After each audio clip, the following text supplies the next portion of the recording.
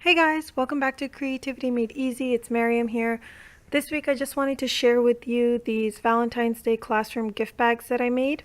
So I made these for my boys to take to school. They were actually really simple to make.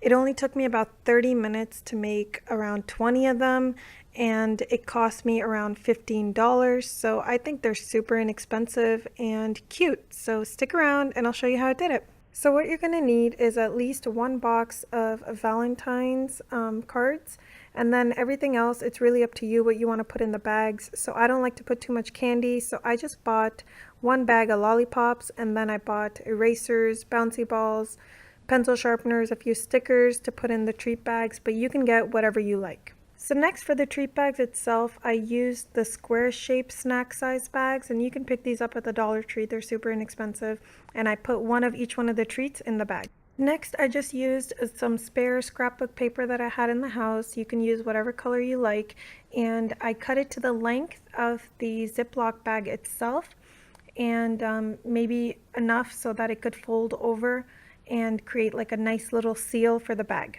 Then I just stapled the paper in place and glued one of the Valentine's Day cards on there. And all those heart stickers that we bought, I just glued a few on each of the bag just for color and to make it look pretty. So I made sure to glue all the cards to the left side of the paper so that there was room for my kids to write their name on the right side. And that's it for the treat bags. I think they turned out super cute.